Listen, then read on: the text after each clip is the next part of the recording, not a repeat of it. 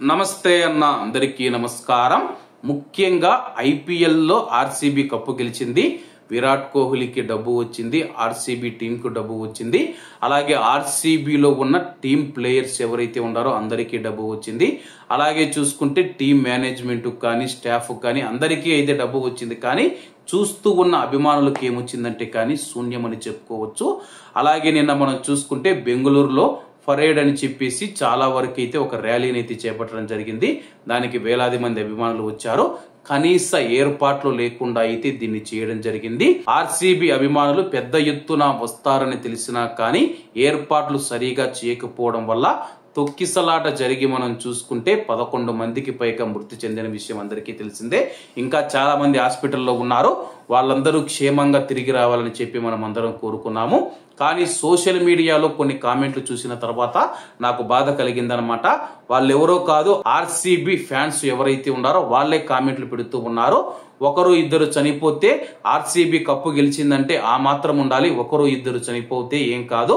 అలాగే 11 మంది చనిపోయారు అన్నా కానీ ఎవరు పొమ్మన్నారు, బయటికి వచ్చి ఎవరు ఇది చేయమన్నారో, ఇంటి దగ్గర కూర్చొని టీవీలలో చూడొచ్చు కదా అని చెప్పేసి ఆర్సీబీ అభిమానులు ఇలా మాట్లాడుతూ ఉంటే చాలా బాధ కల్పించింది.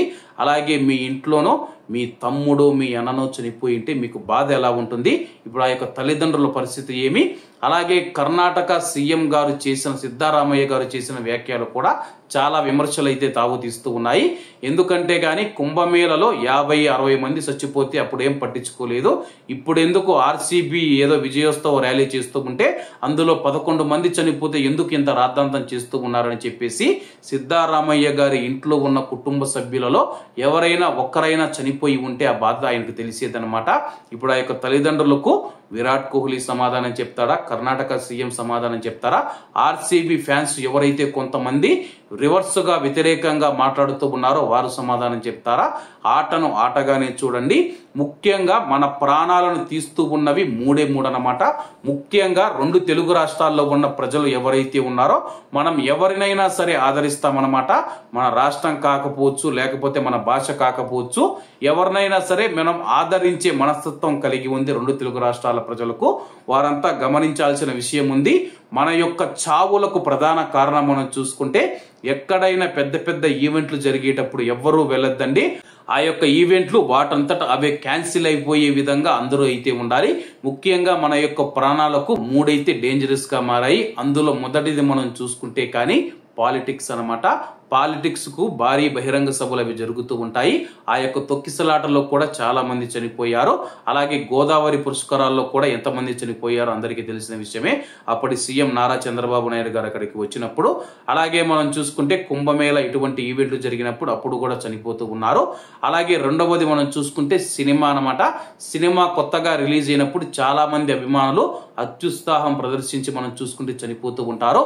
కడపలోనే అప్సరా థియేటర్ లో కూడా దేవరా సినిమా రిలీజ్ అయినప్పుడు ఒక వ్యక్తి మనం చూసుకుంటే ఎన్టీఆర్ అభిమాని డాన్సులు వేస్తూ గుండెపోటుతో మృతి చెందారన్నమాట. ఏదైనా సినిమా మీరు చూడాలనుకుంటే ఆనందంగా సంతోషంగా చూడండి, కానీ ఎక్కువగా మీరు ఓవర్ ఎక్సైటెడ్ అయిపోయి దాన్ని మీరు ఇంకా దీనికి సంబంధించిన ఆనందమే లేదని చెప్పేసి ఇంట్లో ఉన్న అమ్మా నాన్నలను, భార్య పిల్లలను అందరినీ వదిలేసి నాకు నా హీరోనే దేవుడు, నాకు నా రాజకీయ నాయకుడే దేవుడు, నాకు నా యొక్క క్రికెటరే దేవుడు అని చెప్పేసి చాలా మంది ఆలోచిస్తూ ఉంటారు.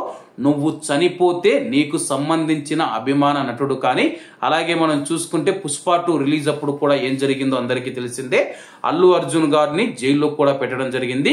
ఇప్పుడు విరాట్ కోహ్లీని కూడా జైల్లో పెట్టాలని చెప్పేసి చాలా మంది అడుగుతూ ఉన్నారు. అది కర్ణాటక ప్రభుత్వం చూసుకుంటుంది ఎవరు తప్పు జరిగింది ఏమి అనేది.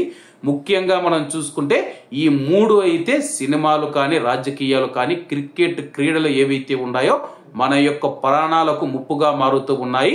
కాబట్టి ఏదైనా మీరు చేయాలనుకుంటే మీ తల్లిదండ్రుల గురించి ఆలోచించండి, మీ యొక్క కుటుంబం గురించి ఆలోచించండి.